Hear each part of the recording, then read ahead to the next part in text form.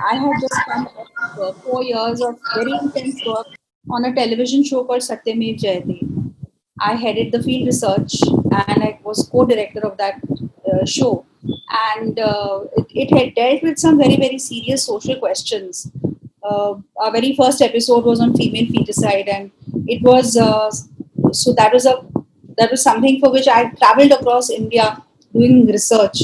And for Satyamev Jayate, the groundwork was literally groundwork. You hit the ground and you had to go looking for material and to understand the subject. So it was not sitting in a chair and trying to figure things out, or a lot of work on telephone. It was not like that.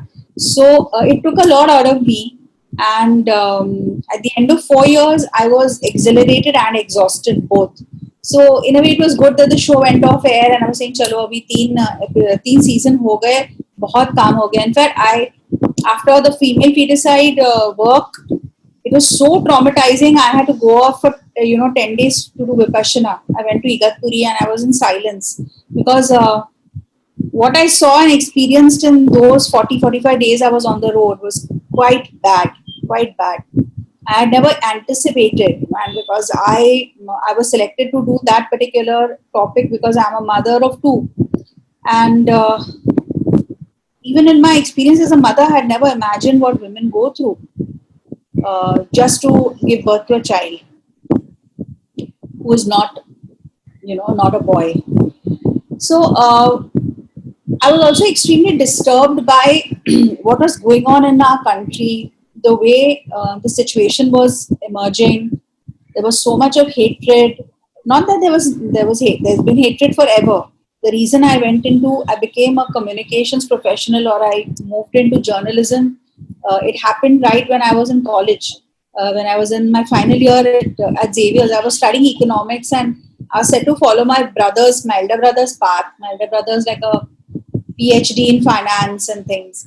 And everyone was like, okay, now Swati is going down up that same hill, and all the MBA colleges and everything, all the entrance exams were given.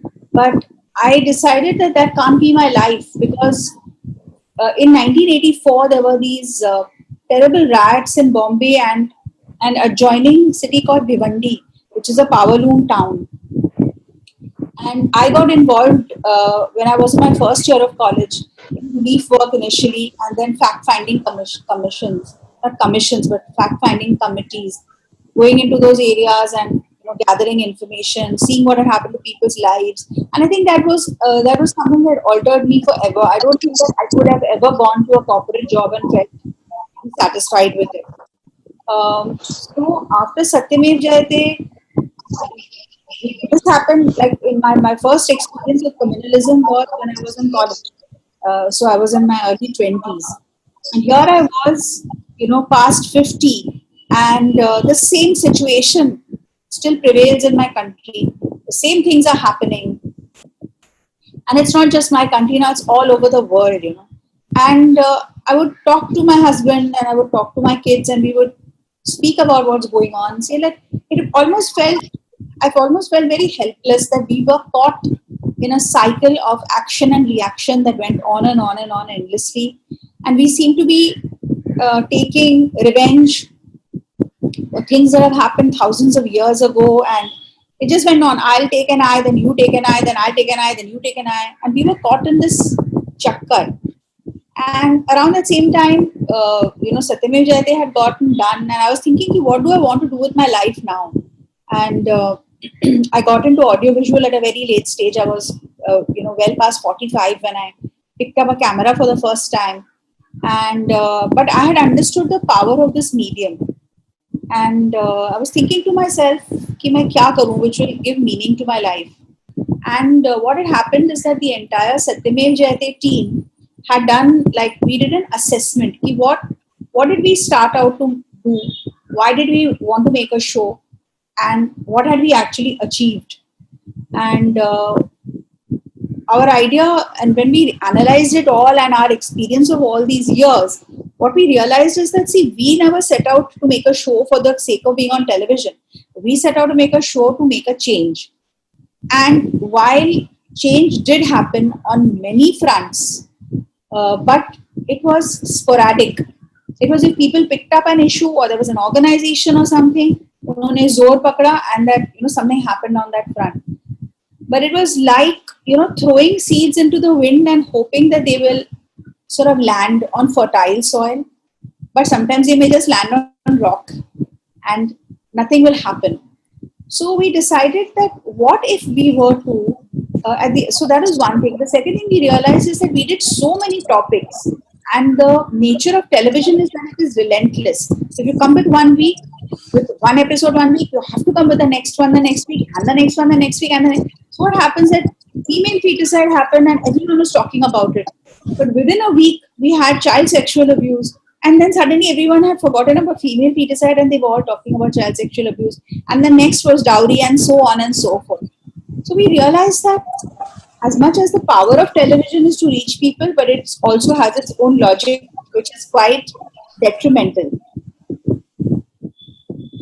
Because one issue becomes the enemy of the next issue.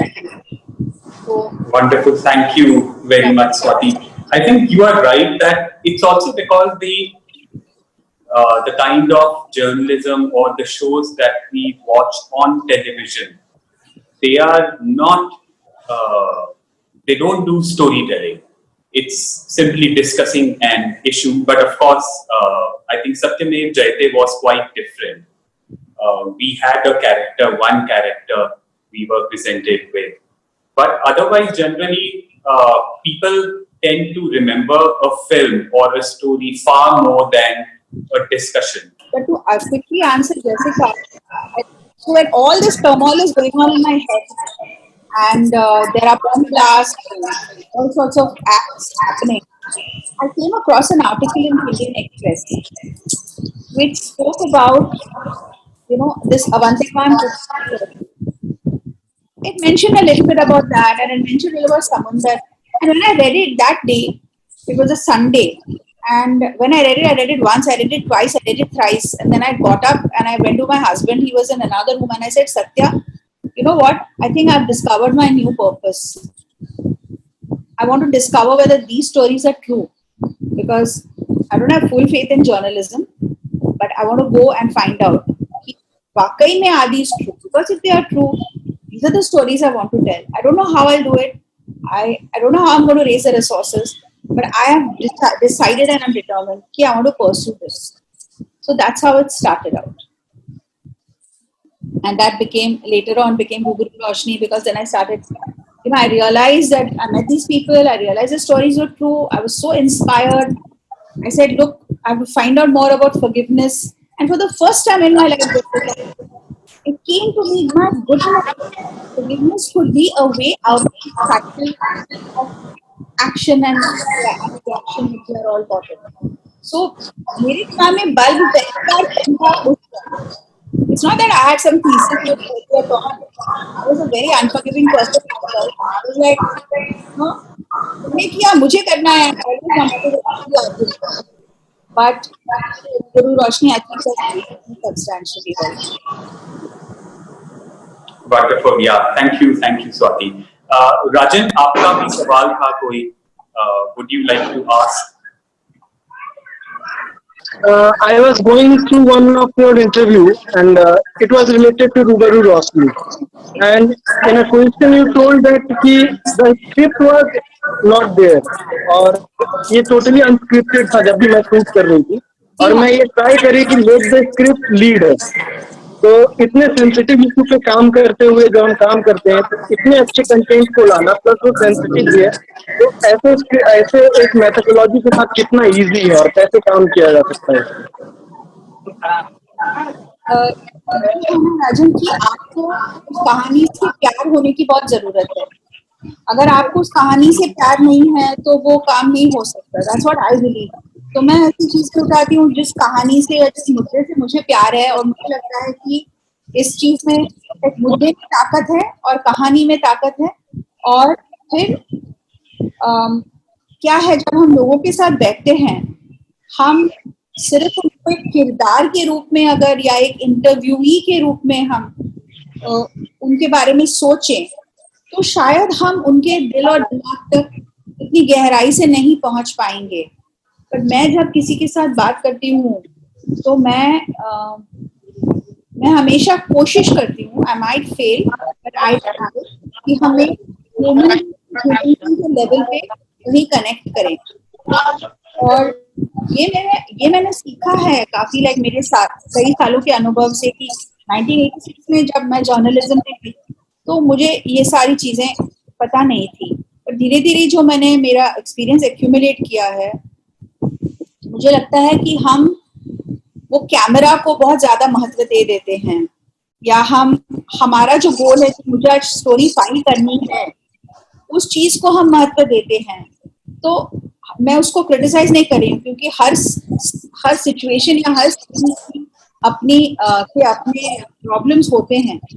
But अगर आप वाकई में गहराई में काम करना चाहते हैं तो कभी कभी आपको अपने एजेंडा बिल्कुल अलग कर देने पड़ते हैं, कि मेरी क्या जरूरत है, मेरी क्या परेशानी है, मेरा क्या प्रॉब्लम है, मेरा क्या डेडलाइन है, या मेरा रिसोर्स क्रंच क्या है, मेरा बजट क्या है. अगर हम इन चीजों को हटा दें और हम सिर्फ कहें कि मुझे ये कहानी बताइए प्लीज, मैं जानना चाहती हूँ, I am deeply interested in your life and in your story, और वो अंदर से निकलनी चाहिए, बात जेन्युइन होनी चाहिए, तो मुझे लगता है आप किसी भी कहानी को बताने में गहराई से कामयाब हो जाएंगे. राजन. Wonderful, thank you. This is so important, for journalists to understand, Swati, this particular thing, because you're absolutely right. We see them as our sources, we see them as our interviewees, but we do not care enough to, to look at what's happening in their hearts and minds, Right. So very, very important. Yeah. Any other question?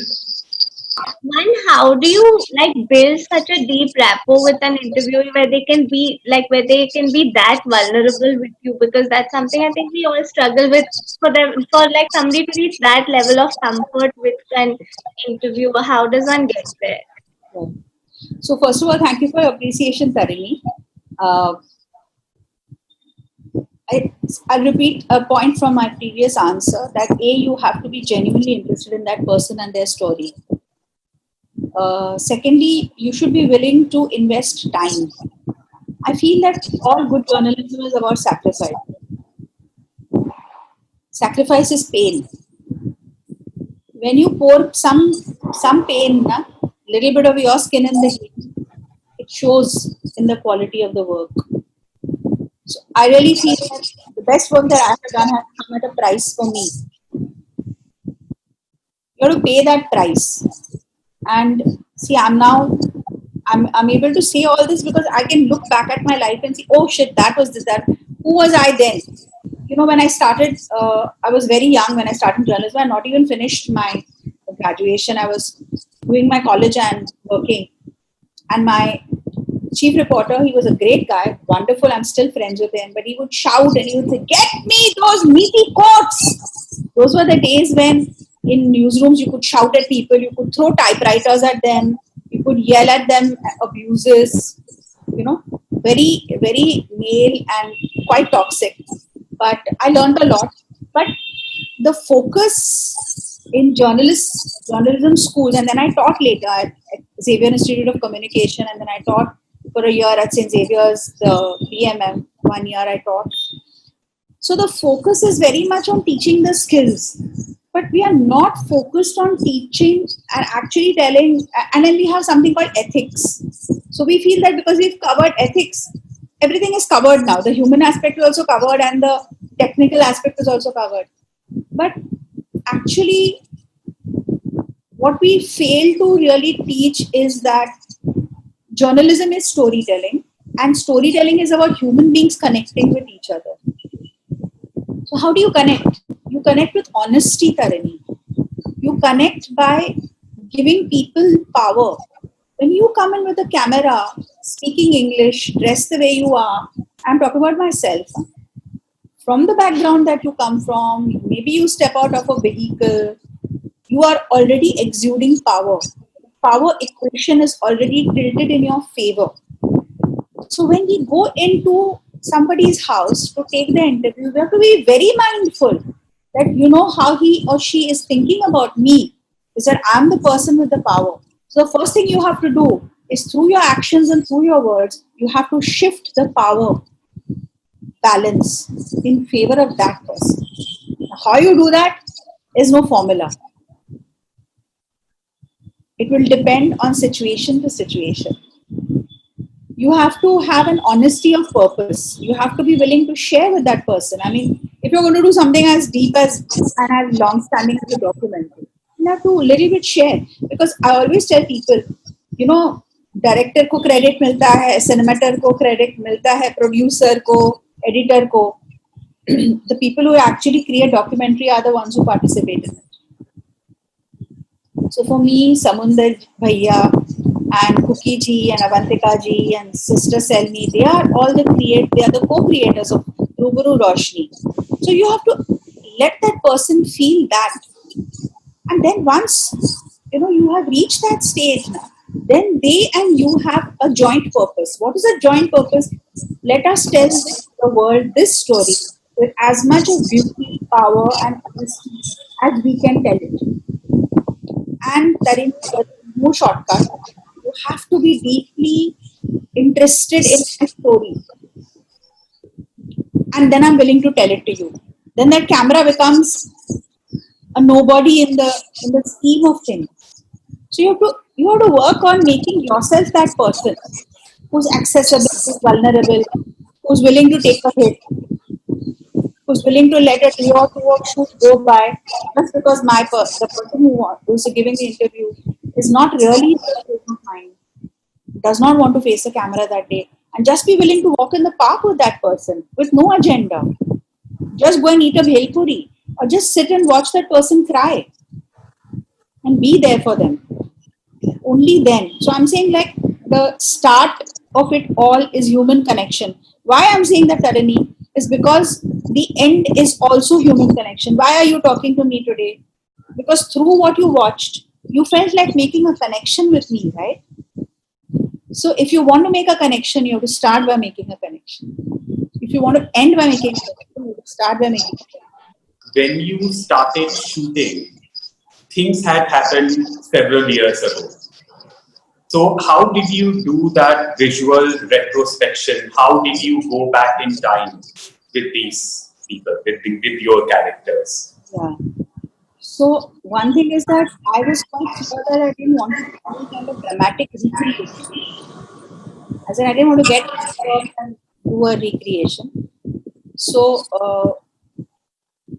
I stayed in the zone of what they are doing today and just kept filming what they naturally do, what their day is like. Just follow them around as they work. So that is one thing where you can then use that material to correlate with something that they are saying about the past. The other thing is that I spent a lot of time at the Indian Express archives in Panchkula. And, I spent days there looking through old records and newspaper clippings and things. So I got a lot of material out of there. And one thing which is very good about Indian Express is that they give very good deals. They are not as expensive, let's say, as the Times of India. Sorry. Times of India is very expensive. Barely anybody can afford, Even though I had a big producer behind me, I couldn't afford a Times of India or even an NDTV. So I had to find archives that were willing to be helpful and also willing to understand that this is a documentary and not a commercial film. So Indian Express was terrific. The other very good one was ABP Mazha, which is a Marathi channel. It's a Marathi news channel based in Mumbai. So for like the Mumbai attacks, I was able to get a lot of great material from them. The only thing is that you have to spend time. So what a TV channel, I've never worked in a TV channel, but what I understood they do is that from whatever they shoot, a little bit of a clip is taken and it is used. But they have a lot of NG takes, which are just kept on tape, which they don't destroy, but they are just kept. And they don't even log it. So you have to go and sit and meticulously, keep on looking through their footage until you find the right material. How did you take the characters back into the times? Like they were speaking as if that is happening to them right now, or they were reliving the moment. So how did you manage that? That is just a lot of time and lot of patience. You have to give them time. Remember one thing, that when there's something that's very painful, the mind automatically tries to block it. So people don't want to go back into the past and deep if there's been something very painful initially. And they will just glance at it and then they'll move on to other things. And you have to allow them, at least that's what I do. I allow the mind to take its own time. See, the mind is a mechanism. You can't force it. So similarly, when you're going into something that's extremely sensitive or difficult, you have to give the person time for their mind to go through that whole process. Once they've gone through it, they've touched upon the incident and they've moved away, they've gone to something else. Then again, you come back gently to that question again. So you have to keep in mind, I have to come back to this. And then what starts happening is that after some time, the process of telling becomes cathartic for the teller also. So initially when you ask the questions, it feels like कि क्या पूछ रहे हैं, मुझे यहाँ नहीं जाना है, मुझे ये बात नहीं करनी है. Yeah, all the interviews took quite a few days, and all of them were conducted over a period of time. So if you see, like with Samundar Bhaiya, I try to follow the natural rhythm of his life, which is the life of a farmer. What does a farmer do? He sows his crop, he tends his crop, he harvests his crop. So that is the rhythm of his life, and then he'll sow his next crop and the next. That's how it goes. And so I have interviewed him at different stages of his crop sowing, which is when I've gone. And then I would stay in a city close by. And then I would come in the morning and I would spend time with him. And then when he had time, I would sit down and we would interview. Likewise with Cookie ji also. I said, ठीक है, मैं आ गई हूँ, मैं हूँ चंडीगढ़ में, मैं हूँ लुधियाना में, और I never bought return ticket बहुत जल्दी. You can't. नरेशन कितना इम्पोर्टेंट होता है स्टोरी में? जैसे आमिर खान साहब ने उसमें उस स्टोरी को नरेट किया है स्टार्ट से लेके अंत तक, तो वो कितना इम्पोर्टेंट रोल प्ले करता है? और यस, बस. तो नरेटर एक चॉइस है. आप फिल्म विदाउट नरेटर भी बना सकते हैं. बहुत कुछ डिपेंड करता है कि आप नरेटर को कैसे इस्तेमाल कर रहे हो. मैंने नरेटर को एज अ पेस मेकर इस्तेमाल किया है मेरे फिल्म में. मतलब थोड़ा इवेंट्स को जल्दी बताने के लिए, शॉर्ट में बताने के लिए मैंने नरेटर का इस्तेमाल किया. और ऑलमोस्ट एंड तक एक्चुअली पहले नरेशन मेरी आवाज में थी. बहुत लास्ट में डिसीजन लिया गया कि आमिर जी नरेशन करेंगे. उन्होंने मुझसे पूछा कि मुझे लग रहा है कि मुझे अच्छा लगेगा ये नरेशन, अगर तुम चाहती हो तो मैं नरेशन कर सकता हूँ इसका, तुम्हारे फिल्म की. तो आई जंप्ड एट द आइडिया. तो क्या होता है, अगर आपके फिल्म में नरेशन के लिए कोई रोल है, नरेशन को हमेशा एज अ रोल समझना. अभिषेक, एक नरेशन एक किरदार है. हम लोग क्या करते हैं, नरेशन को कभी कभी बहुत लेजीली यूज कर लेते हैं, यानी कि मेहनत नहीं करनी है, चलो नरेशन डाल दो, voice, let's use a voice over. तो वो वाला अप्रोच नहीं है. अगर आपको लगता है कि हाँ ये नरेशन ना एक किरदार की तरह बहुत बेहतरीन कुछ काम कर सकेगा मेरी फिल्म में, तो नरेशन में डालूं. वरना मैं इस तरह से ही फिल्म बनाऊं कि जो किरदार, जो लोग हैं उसमें, वो ही पूरी कहानी बता दें. तो नरेशन का निर्णय जो है थोड़ा लेट लेना हमेशा, ऐसा मुझे लगता है. Whole idea about forgiveness and how important it can be. So did this come to your mind first, or you went through all the stories that you finally came up with this angle for the story?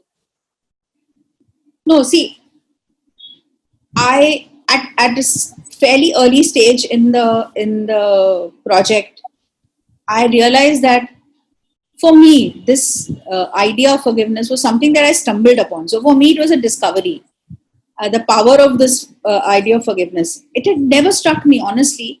Maybe it's my shortcoming, but it had never come to me. So for me, it became a discovery, and then I was quite clear that I want to pick stories that will build this canvas.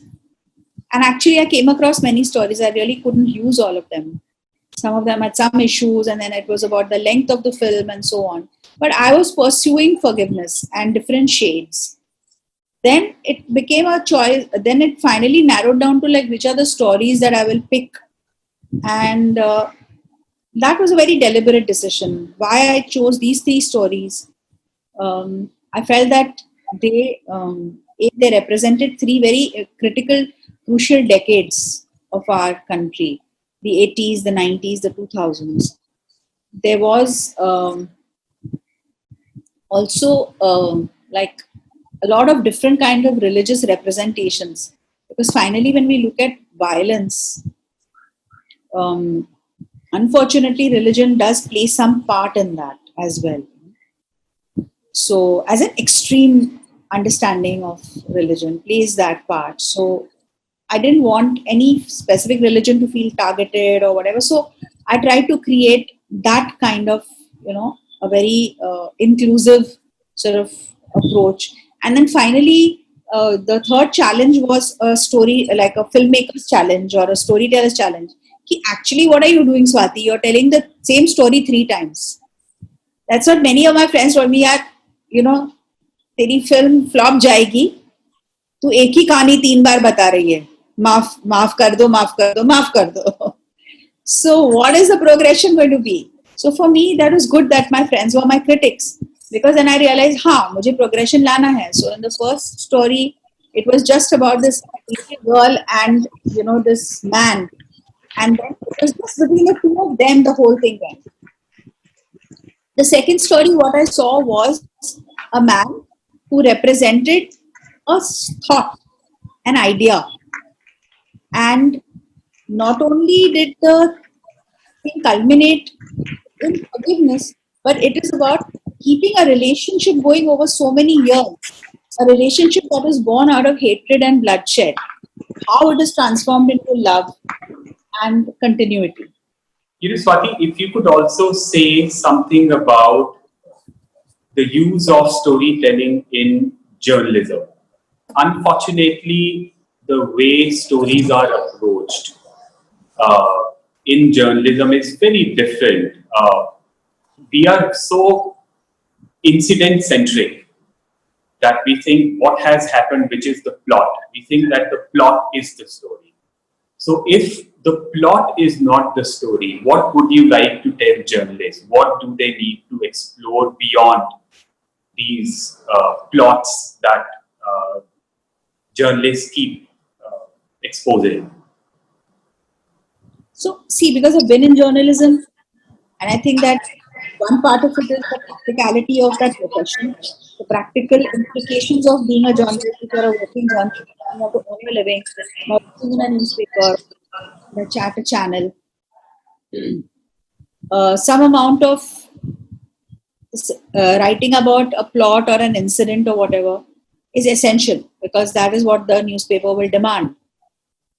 But what my approach has been that there will be certain subjects on which are subjects that are close to my heart, on which I will decide that it's not about the plot.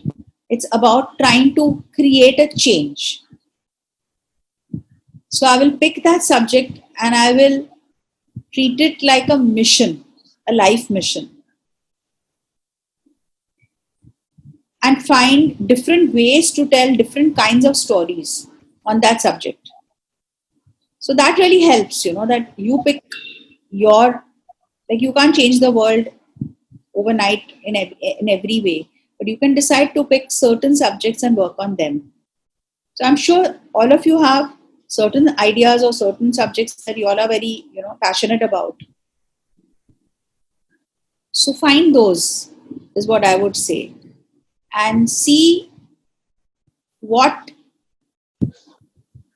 impact can I make in people's lives through this story that I'm telling. Yeah, thank you. I mean, we can't thank you enough for giving us time and. ये what is this? ये इतना thank you between journalists. I know. Journalists, ये तो होना. And you know, Vishal, I've been chasing you for so long. You've been trying to set up a meeting, and it's never happened. Right. And we are actually meeting each other. Yeah. Thanks to this call.